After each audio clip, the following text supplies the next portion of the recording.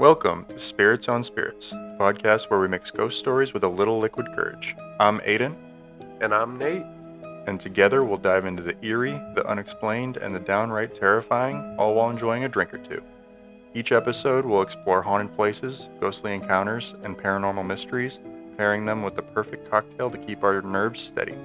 So grab a glass, turn down the lights, and join us as we sip, shiver, and swap some spine-chilling stories. Because here at Spirits on Spirits, the only thing stronger than the ghosts are our drinks. What up, translucent troublemakers? Welcome to another episode of Spirits on Spirits, the only podcast on the World Wide Web where we are guaranteed thrills, haunts, and booze at the same time. It's the only one that can guarantee it.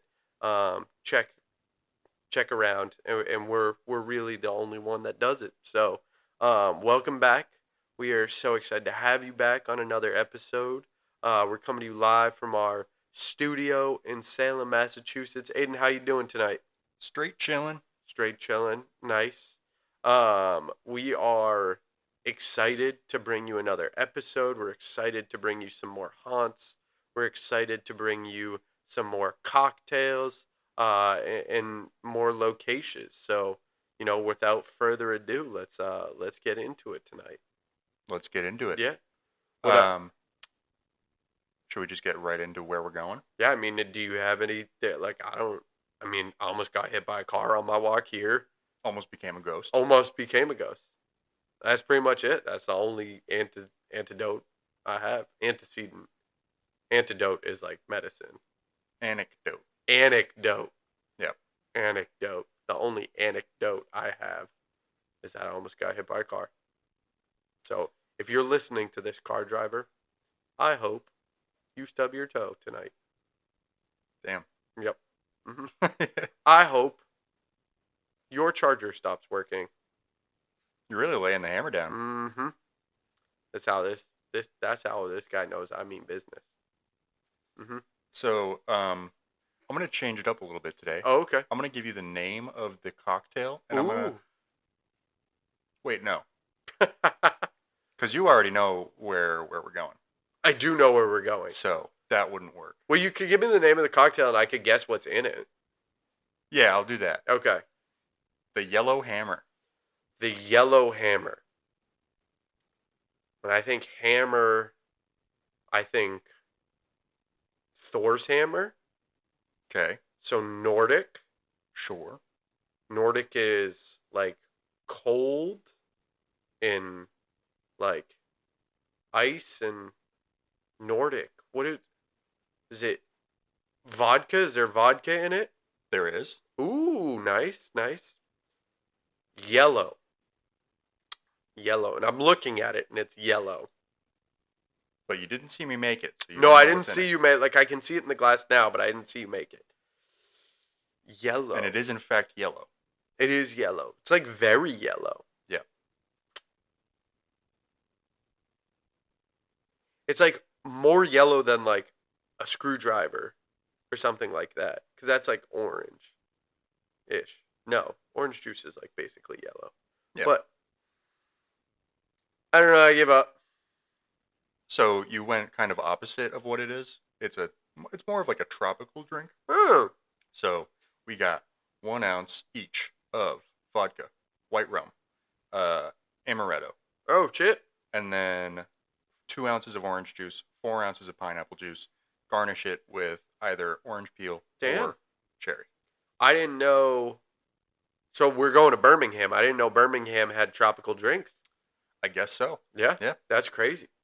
There was a couple of different options, but I chose this one. Yeah, it sounds fun. It's a It nice little like. Looks fun. It's cold to warm you up a little bit. Yeah. Nice. Cool. Yeah. Cool. So shall we cheers? Yeah, we should cheers to Birmingham. Cheers to Birmingham. Cheers. That was a good cheers. That was But a good yeah, cheers. I feel like we kind of skated past it. But to the listeners out there, to the loyal fans of Spirits on Spirits, we're headed to Birmingham, Alabama. Sweet home Alabama. Sing it to him. Where the sky is so blue. In Birmingham, we love the governor. Yep, that's all I know. Nice. So just took the first sip. Nice, yeah. Give us the rundown. The amaretto is very, like it really like takes over the flavor. I think. Interesting. So what is it's an almond yeah liqueur. Well, that's why I'm allergic to it. It would so murder you immediately. But that's why, like, what does it taste like? Does it taste like almonds? It tastes kind of like. I mean, it tastes nutty. Like okay, that's the best word I could. Well, see, that's the thing. I don't know what nutty shit tastes like because I can't fucking eat it. Can't imagine not knowing what nutty shit tastes like. You know what nut tastes like? Got him. Oh man. Salty. Got you. Does it actually taste salty, or are you talking about no, nut? I'm kidding. Oh man, it doesn't actually taste salty. But yeah, I mean the fruit juices are very, very prevalent, and then nice. the amaretto really like it pops you. It pops you. Pops you in the mouth. Yeah. Nice. Yeah. Can you taste the rum or vodka? Not really. Oh, so that's kind of dangerous then. Yeah, I mean, I used, I think, a bigger glass. I used a tiki glass. Got you. I don't know that that's the glass you're supposed to use. Whatever. So I might have put a little bit too much fruit juice in there. Yeah. But, you know what? You know what? Who cares? It tastes good. That's all that matters. It looks good. It has like very yellow flavor. Or color. Yeah, it is very yellow. Yeah, it's cool. Very tasty. Very tasty. Very nice. Very nice. All right. So my location in Birmingham is the Old Birmingham Public Library. Ooh, have we covered a library before? I don't know. This might be a Spirits on Spirits first. Might be a first. It might be a first, a library. When I was doing research on like places to go, I was like, oh man, I feel like we've done so many cemeteries. Yeah, we have. I feel like we've done I've done a bunch of city halls. Yeah, a lot of hotels. Theaters. I want to get something that's a little bit that's new. Off the beaten path a little bit. For sure. So we're going to the public library. The place where knowledge is obtained. It's knowledge's presence. Knowledge is there. It's bumping. Knowledge be grinding. Yeah. And twerking. Twerking on knowledge everybody is who's twerking. Yeah. Just getting twerked on by knowledge, dude. That sounds fucking awesome.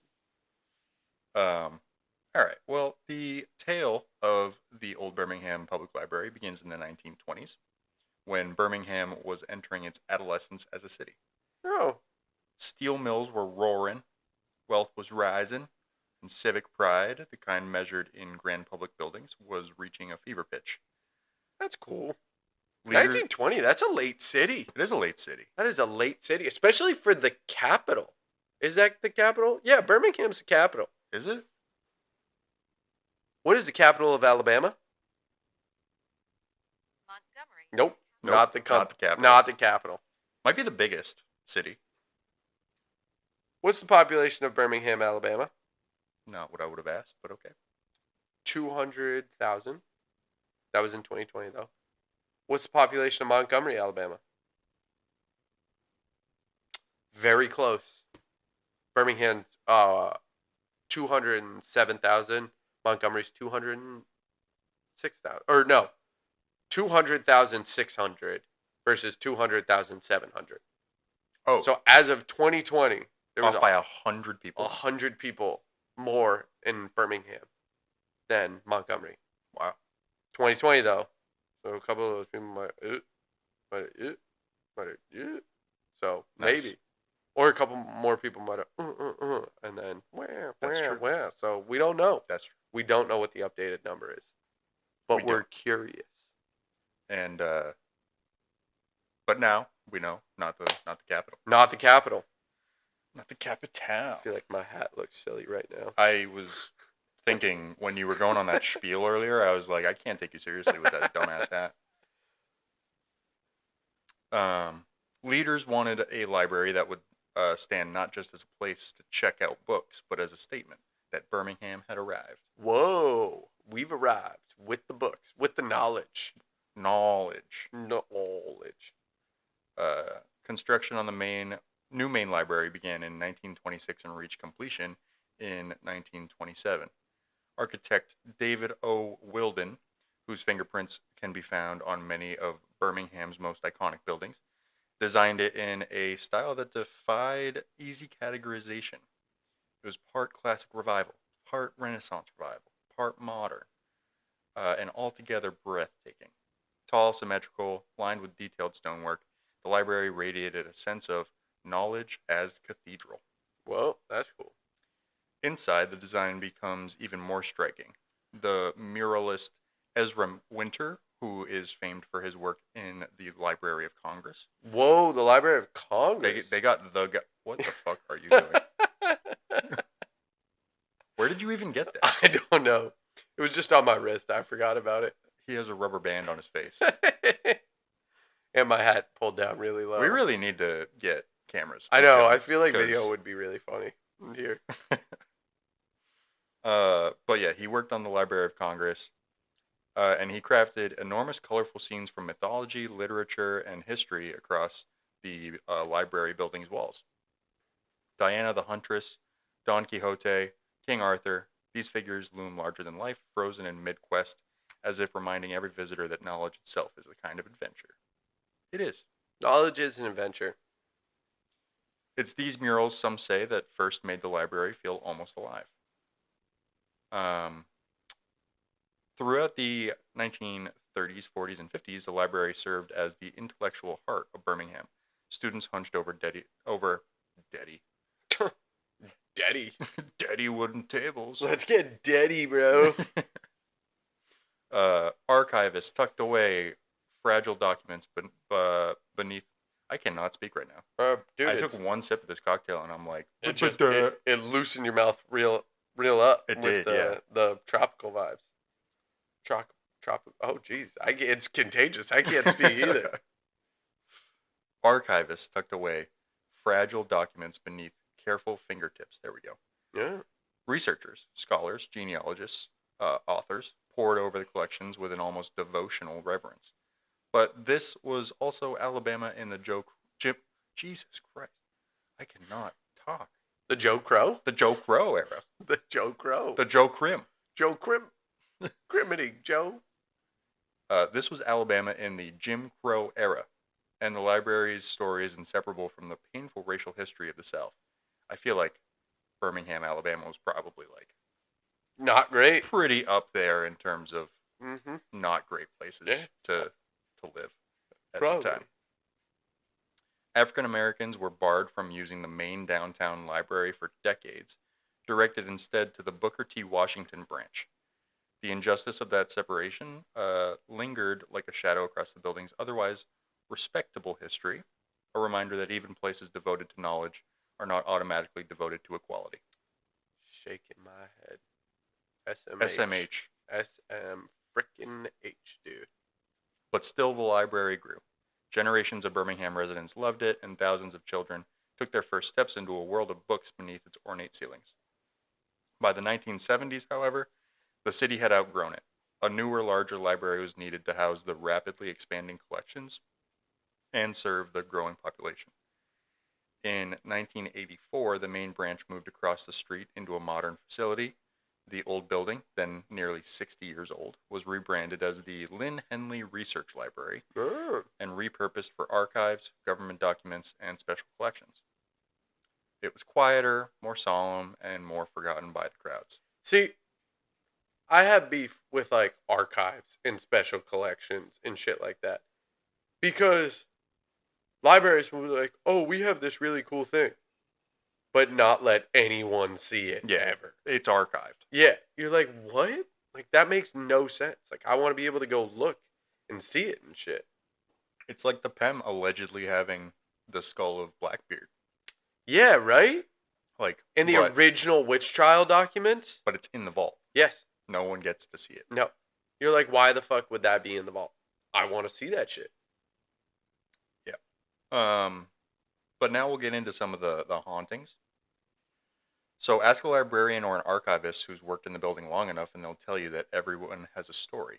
Some are small, footsteps heard when no one is there, or the feeling of a presence behind them while sorting through old newspapers.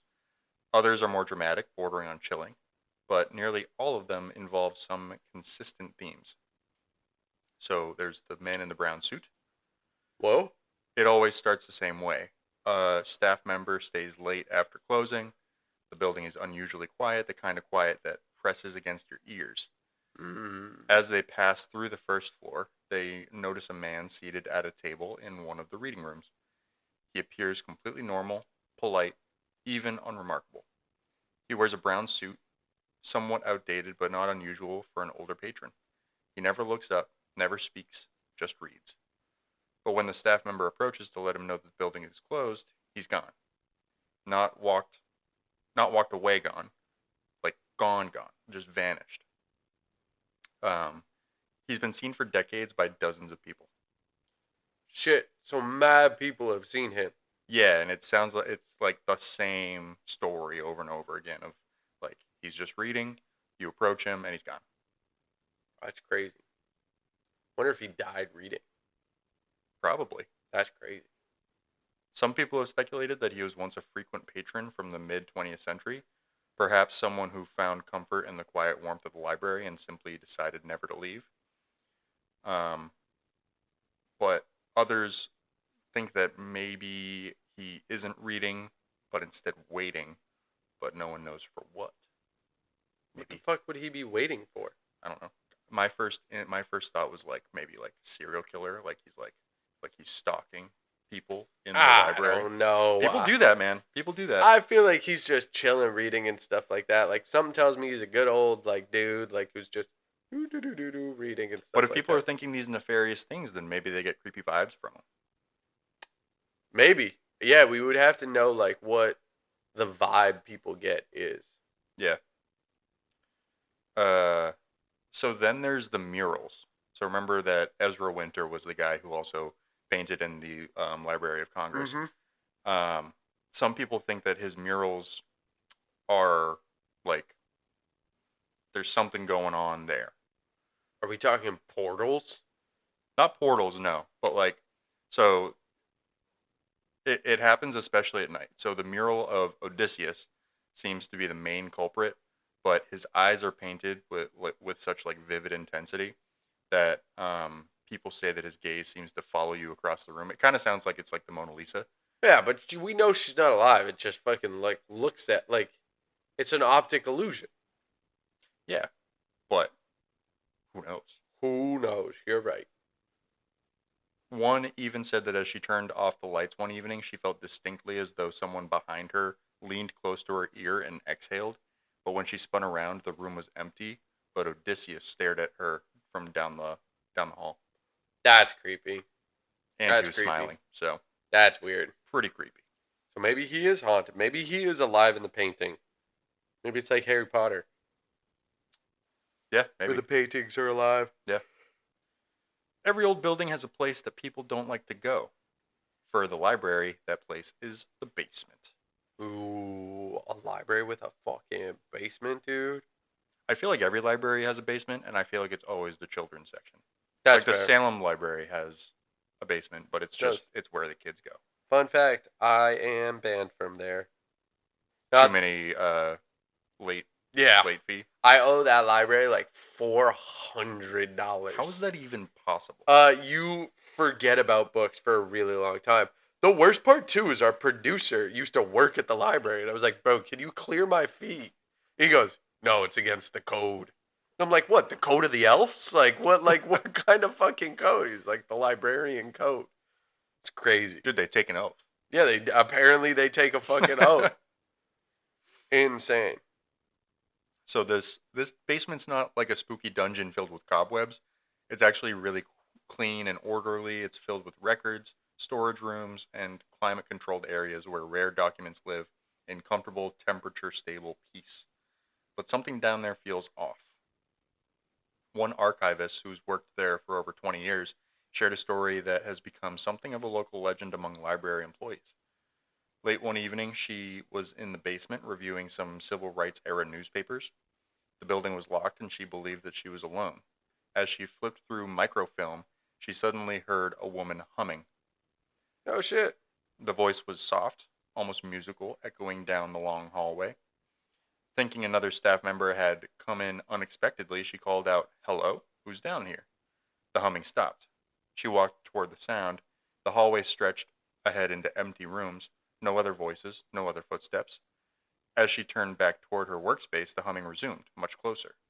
That archivist never worked late alone again. That's weird. Could you imagine just someone humming and then you go hello and they're like, nothing? You're like, fuck you. I'd be so mad at that ghost. Just prove to me you're a ghost. Just be like, I'm a ghost or something like that. Yeah, they're gonna do that. They should. They have a code of ghosts the same way librarians have a code. That's true. They take the ghostly oath. They take the ghostly oath. Yeah, ghostly ghost. They need to uphold their ghostly oath. Mm-hmm. You're gonna call corporate on them. Yeah. Could call HR. Yep. Haunted resources. That's a good one. That is a great one. So we've had the woman in white. We've had the woman in black. We've had the woman in red. This time we're the woman in green. Whoa. Never heard of a woman in green. This is a Spirits on Spirits first. What the fuck? We've got a dose of those. We got doses and mimosas, broski. Oh, kind of true. Yeah, kind of true.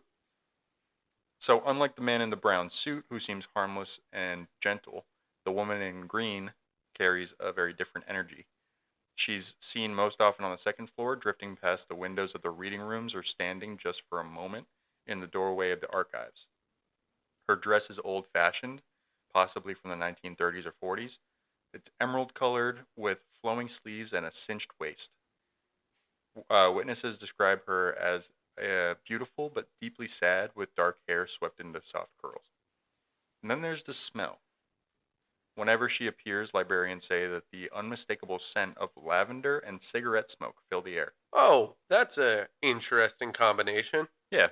She liked to wear lavender perfume and she liked to smoke cigs. She just was ripping cigs. Ripping cigs. No one has been able to trace who she might have been, but theories have been created. So some believe that she was a patron from decades ago, maybe a woman who used the library as a refuge during difficult times. One rumor suggests that she may have been connected to Birmingham's turbulent civil rights history, but without evidence, that remains just speculation. Then there are like invisible hands in the library. So it's obviously the library is full of paper, and paper makes noise. Yeah. Rustling, shuffling, whatever. When the building is full of patrons, such sounds blend together into like normal library sounds. But when the building is empty, different rules apply. Dozens of employees have reported hearing pages turning in rooms where no books are open. Others swear that they've heard books fall, loud thuds that echo, only to find every book in perfect place. In one particularly unsettling story, an assistant librarian claimed that as she worked alone at a desk late one evening, the pages of the ledger book beside her began flipping rapidly on their own. Not fluttering in a breeze, but just flipping deliberately, as though an invisible hand was skimming through them in a hurry. She quietly closed the book, it opened itself again, and she left immediately. Jeez.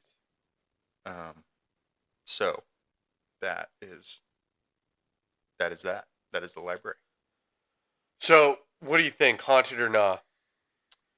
I kind of like the idea of the woman in green, so I'm going to go haunted. Yeah. I'll as we did in the last episode, I'm going to rank it on a level of H to D. So I'm going to go, it's going to get a solid haun for me. Haun. Just missing the TED. I'd go haunt. Haunt? Yeah, I'd give it a T. Yeah, it's definitely, It's missing the ed. Like it's very southern in the sense where it's like beautiful on the outside, but has like a little bit of like a darkness inside of it type thing. And I think that energy traps stuff. Yeah. So I'm going hot. Cool. I'm going hot. Have you got a poem for the peeps? I do. All right, let's hear it. Yeah, so Aiden, he hasn't heard this one, but I think moving forward, we're going to start to do this where almost like a Mad Lib situation where I told him to give me an occupation. And I think my formula is usually character, occupation, or character, event, or stuff like that. So I'll probably switch it up. And today I went occupation. So it is titled Michael Scott, Coal Miner. Down in the coal mine, helmet on, boots tight, and here comes Michael Scott, bedazzled hard hat spelling world's best miner, like it is a glitter-based profession. He holds his pickaxe backwards, says, "This end is for the vibe," swings it, and obliterates his own lunchbox. Hop pocket scrapnel everywhere. Dwight shows up with a pigeon painted yellow. "The canary says danger," Michael whispers. "Dwight, everything down here says danger." He takes one heroic step, trips over absolutely nothing, stands up and goes, "That was a safety test. You passed." By the end, we mined 0 coal, lost 3 workers, and somehow started a small cave rave. Michael wipes soot off his face and smiles proudly and says, "We did it. We made memories." There we go. I like Cave Rave. I like cave rave. That's fun. That is fun. I think Dwight with the pigeon painted yellow is funny too. Yeah. So there we go. Cool. That's the poem this week. All right, well, let's reload, and then we will get on with our second story. Perfect. Burbs. All right. So my story this week was fucking crazy. So I'm excited to get into it. So the place that I did was the Sloss furnace. Did this come up at all in your research? I did see the Okay. name. I did not read anything about it. It was also called like the Sloss pig furnace and stuff like that. Oh, So I assumed like had to do with pigs and stuff like that. sure. Does not have anything to do with pigs. So it opened in 1882 as one of the major iron producing sites in the South. So they were like smelting and like burning shit down or melting shit down and making iron. Yep. Birmingham was nicknamed the Magic City because of how quickly it grew, and Sloss was the heart of that boom. So its towering stacks, glowing furnaces, sorry, I can't speak, and endless steam made it look like a metallic hellscape 24/7. So that sounds terrible. That does sound terrible and terrifying. And it's just very like industrial revolution, just fucking like shit going into the air. It's just It also like, kind of sounds like Birmingham, England. yeah, a little bit. Have you ever seen Peaky fucking Blinders? Peaky fucking blinders. Like, that's kind of what I am picturing. Mm-hmm. So before I get into like the shit going down, I want to get into the working conditions, because Can't imagine it's gonna be great. I was gonna say, spoiler, not great. So the work was extremely hot. Temperatures around the furnaces could exceed 120 degrees Fahrenheit, even when standing several feet away. Did people survive this? So some people did, some people didn't. It was loud. There was roaring fire, steam burst, hammers, loaders, and machinery kind of creaking nonstop noise, like machinery making nonstop noise. And then it was physically brutal. So workers were manually shoving tons of ore, coke, and limestone all into furnaces and shit like that to melt it down. And then dangerous. So there were slips, falls, burns, explosions, and poisonous gas. All were very common. Sounds fantastic. Yes. Can you imagine being like the guy who's like starting this company, be like, dude, I'm gonna employ so many people. It's gonna be great. There's gonna be like so much gas, fire, explosions. Oh, dude, I can't imagine. Nope. Oh, it fucking sucked. And that because of that most workers were immigrant laborers, poor men seeking any job they could get, and then convicted laborers, which was a period of time in the South where they did that, where that was basically slavery. You would go to jail and then be forced to work. Yep. And shit like that. Workers were often treated as disposable. Accidents were rarely investigated, and production was all that mattered. So it sounds like a great vibe was had in and this this place. this is in the 1860s or 80s, you said? Yeah, 1882 was Yeah, when so it this is opened. before any sort of workers' rights existed. Anything and stuff like that. So they could just do whatever the fuck they Mhm. wanted and say, all right, if you don't want to do it, the next guy will do it. Yeah. So, if you go today, it, like, even without the legends or the spirits, like, just walking through it, the Sloss today feels like stepping inside a giant, rusted metal relic kind of frozen in time. The echoing metal, the darkness, the catwalks, and the stillness kind of create just a natural eeriness. So, before we even talk about the ghosts and shit like that, this place just feels haunted AF, broski. Also sounds like you're going to get tetanus immediately. Oh, like you scrape up against anything. Don't touch the wall. Yeah, like don't look at the wall. You will get tetanus looking at the wall. Yeah. So the Sloss has believed to been haunted kind of almost since the beginning of its inception. And that is definitely, I think the math adds up on that. So before I get into it, records aren't perfect, but surviving documents note many fatal accidents. For example, men falling into the casting pools. Ah. Yeah. So that's like just like molten shit. Molten metal. Yeah, molten metal. Falling into the molten metal. Workers overcome by methane gas. Collapses and cave-ins in the stoves. Explosions that blew apart entire furnace sections. A man was burned alive after slipping into a molten stag. And then multiple workers crushed by machinery or falling debris. Yeah. I think I'd rather just like go work at a bakery or Just anything. anything else. Death was so common here that the workers often joked with the term that Sloss eats a man a month. And it probably did. Yeah, so there's a lot of shit going down. So the most kind of common apparition is James Slag Wormwood. And he's definitely the furnace's most infamous ghost story. So, Wormwood was a foreman in charge of the graveyard shifts. So, he was one of the people that was in charge of people during the graveyard shift. And to give you a background on Wormwood, he was not a nice guy. He was abusive. He was exploitative. Exploitative, exploitative,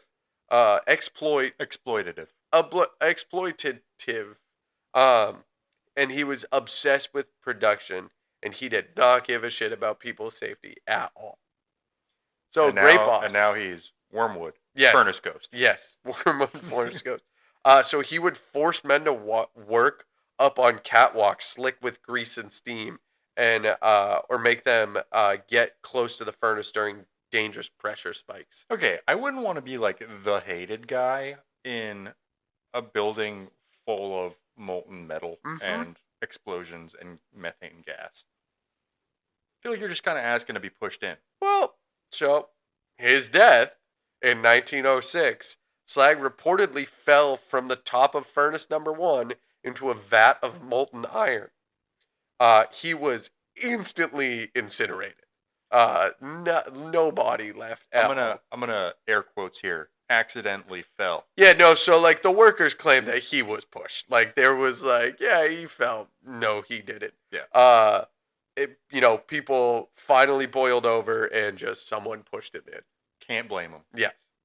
Like, could you imagine? He sounds like the reason that the furnace ate a man a month. Yeah. No, he sounds like he didn't give a shit if you died or not. And then someone was like, you know what? Fuck you. And pushed him in. And some people covered it up as an accident and shit like that. And then the hauntings began. So after his death, men began refusing the graveyard shift because they heard someone screaming orders. Uh, so they'd just be standing there and someone beyond the grave is just yelling at them. Could you imagine being someone who worked underneath him and then he just started haunting? Like, that's the quintessential, like, you go to push him and he's like, if you fucking push me, I will haunt you till the day you die. And he did. He did. Yeah. Um, Man of his word. Man of his word. So he screaming orders. They would feel invisible hands shoving them. That probably isn't great Nope, around I this, don't this want type that of work. whatsoever. They would see a dark figure pacing back and forth on the catwalks, just angry. This man, like, you almost have to respect him to some extent. He was just an angry man all the time. Yeah. And he lived like it. He died like it. And he kept it up after death. Yeah. Never wavered. Never wavered. It's like that, like, saying of, like, sleep when you're dead. And he's like, no, I'm good. I'm he's so angry that it fuels I just him. want to be an asshole. Yes, still. He went down to hell, Yeah. and he was like, you know what, Satan? I need some time. Yes. He's like, I think I'm better, sir. Yeah. Like, I'm gonna stay up there. Tools went missing or were thrown, so tools were just being thrown. This guy sounds like a real dick. And then a whistle would blow even when shut off. So, like, he'd be like, get back to work. And they're like, dude, it's still lunch. He's like, I don't give a fuck. He throws your sandwich across the break. Into the molten metal. Into You're the like, molten dude, metal. what the fuck? Kicks your chair out from underneath fucking you. Sandwich. Starts blowing the whistle. Get back to fucking work. And you're like, dude, you're a ghost. Martha like, made bologna today. Yeah. I was just looking forward to it. Man. So yeah, in the 1920s, a night watchman claimed he was shoved so hard he fell downstairs and broke his leg, and swore he saw Slag looming over him. So could you imagine just getting shoved by someone, them standing over you, and then be like, bro, this is fucking ghost. Like, yeah. Yeah. Yeah, the tyrant boss who never clocks out. That's crazy. What a dick. What an absolute dick. Like a ghost dick. We haven't really had many of those. We haven't had a ghost shove someone so hard it hurt them. Like, I'd be so pissed if Yeah. I was like, all right, I'm gonna murder this dude because he is miserable to work for, and I don't want to have to deal with him anymore. And then all of a sudden he's dead, and now I have to deal with him for eternity. Like, there's no way he can get fired now. He's just there. Yeah. No, you can't Miserable. do fucking anything about him. So Miserable. he's the most famous ghost, but there's some other occurrences. So these are the common ones. Disembodied voices, so people hear men yelling, work orders, clangs and metal shouts, whispers close in their ear, so that one sounds really fun. And then a deep voice yelling, hey! So, don't know where that's coming from, but someone's just yelling, hey! So, I'd rather deal with those guys. Yeah, absolutely. And those often occur in completely empty buildings or catwalks that are inaccessible. So, like, no one can be up there and stuff like that. We got some shadow figures. So, we got tall shadows moving across the furnace platform. So, I guess that would make sense where, like, these dudes had to be built to do this job. So, like, all the figures you're seeing are kind of just, like, burly. Yeah. Human-shaped silhouettes that glide instead of walking. Figures peeking around corners. A man in old workers' clothes standing at top of the catwalk, and then lights catching someone who disappears instantly. So those are kind of the shadow figures, and then a decent amount of actually physical contact. So being touched, poked, or having their shirt tugged, feeling a hand on their shoulder, and then being shoved near the casting shed, and then shoestrings being pulled, weirdly enough, and then sudden pressure around the wrist. So, some of those are unique. I've never heard the shoestring one and shit like that. Yeah. That's crazy. And then touches are rarely gentle. So many report them feeling like warnings or demands. I mean, I feel like it makes sense with the guys that work there. Yeah. Nothing's probably gentle in that line of work. Not at all. Sudden cold spots. So in rooms that trap heat and metal, cold pockets feel out of place. So ice cold air on their legs, a cold wave passing through them, and then temperatures can drop 20 to 30 degrees in seconds. Whoa. Yeah. Those often occur in the powerhouse, the blower building, and tunnels. And then hearing residual machinery sounds, so a hissing steam, gears turning, chains dragging, hammering, the metal squeeze like brakes and all this kind of stuff, even though this place is not operational anymore. So, yeah, very cool. And then kind of to get into the most haunted locations, the casting shed. So this is where the molten iron was poured into sand molds. It was also where many of the fatal accidents happened in. So people talk a lot about voices shouting warnings, shadow figures pacing the hallway, and a man with a burned face standing near the pouring floor. Ooh, Yeah, don't that's love not that. good. Could you imagine just like that shit, like sloshing by accident, then hitting you in the face? That would suck. Feeling of dizziness, thought to be from ghostly gas exposure. Hmm. The area often spikes EMF detectors and produces EVPs. The blower building and powerhouse. So these are massive structures that powered the entire furnace system. They're known for loud phantom footsteps, the sound of metal boots on old grating, doors slamming, objects thrown around the floor, and then full body shadow figures on catwalks. The ghost hunters that have been there have said that this building feels busy, like workers are still moving around. Hmm. The underground tunnel system. So people often report dark figures crawling or crouching. That sounds fucking terrifying. Why the fuck are people crawling or crouching So many underground tunnels everywhere. everywhere? But the crawling or crouching sounds fucking awful. Yeah, pretty creepy. A feeling of being watched from the corners, EVP saying get out or below, and then lights forming and dissolving, and then heavy footsteps behind visitors.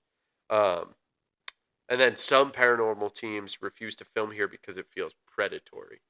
Ooh, well, yeah, that makes sense with the boss guy. Yeah, but just people like crawling and shit like that would. If I saw a ghost crawling, that would freak me the fuck out. Yeah. There is no reason to crawl as a grown man.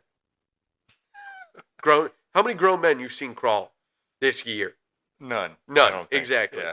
In the past 5 years, probably none.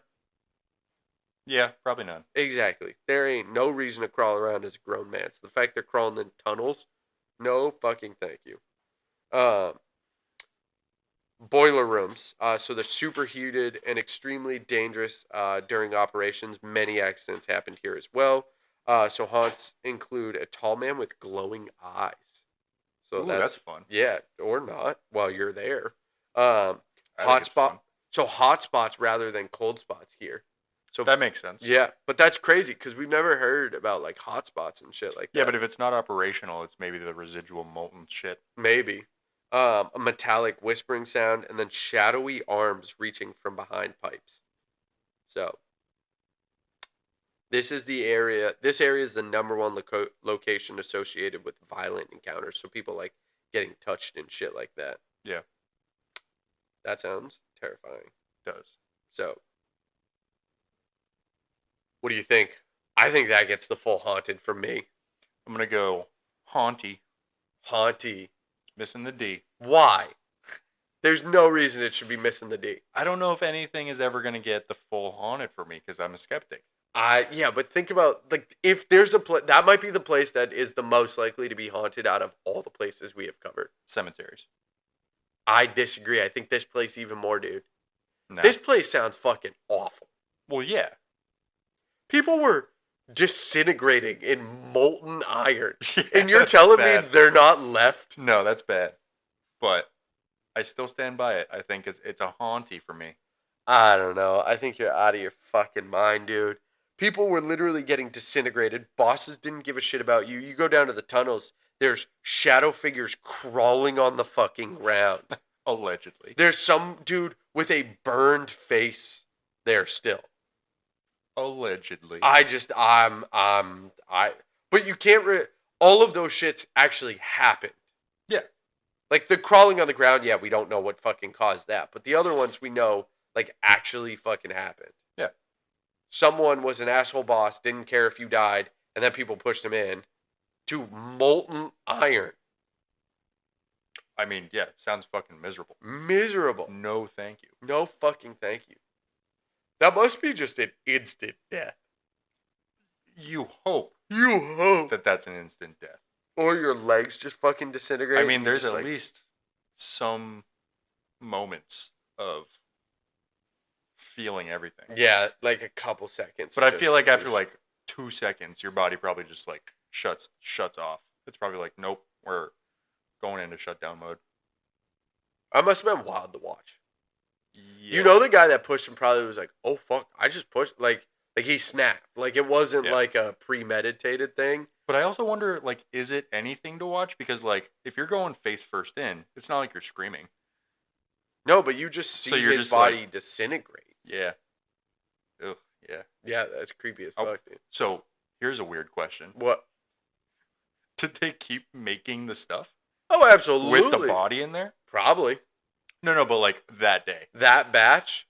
Yeah. Like, do you drain that out and like? I don't think they drained it, but they probably halt production for like a day. Yeah, but like, you think they went back to using that same material? Oh, absolutely. They're not gonna waste that whole fucking vat. There is iron somewhere in this country that it has like body in it. Yeah, that has body in it. That's crazy to body think yada about. yada yada yada yada. I hate that song. Yeah. But that's crazy to think about. That like there's metal, there's cement, there's like just all sorts of building materials that just like there's just like body in there. Have body in them. Yeah. Body yada yada. Why do you hate that song? It's so annoying. Dude, that's just Meg being Meg, bro. It's the most annoying song that I can probably think of right now. Oh man. All right, well, that's getting a full haunted for me. Just haunty. I think that place is fucking so scary. I would go. This should be a place that I'd actually ghost hunt at. Really? It's outside. Yeah, partially outside. It's probably the most violent ghosts that we've ever covered. So maybe I wouldn't go. Like, of all the places that I would expect you to be willing to go, this would be the last place I would be willing to go. Well, I would be hesitant to go, not because of the ghosts, but because of the like genuine just dangers that exist bodily there. harm risk. Yeah, that's fair. The tetanus. That is very fair. High falls. Yeah. You know. Tetanus and high falls are creaky metal. Yeah. But yeah. All right, well, that is episode 39 in the books. Yeah. Next week, international. Yeah, you guys will have to stay tuned to see where we're going. I don't speak the language, but that booty don't need explaining. Talk dirty to me. Unless we do speak the language. Yes. Which maybe it will be an international place we speak the language. Maybe. Maybe not. Well, español. Sí, claro. Claro que sí. Claro que sí. Yo hablo un poquito porque soy un gringo.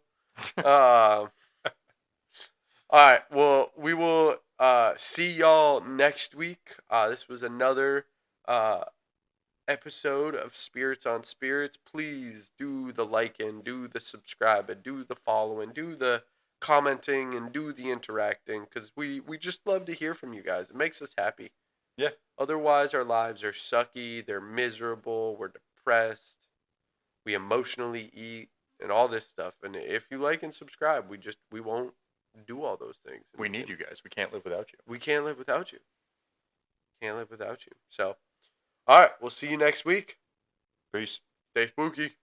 Peace.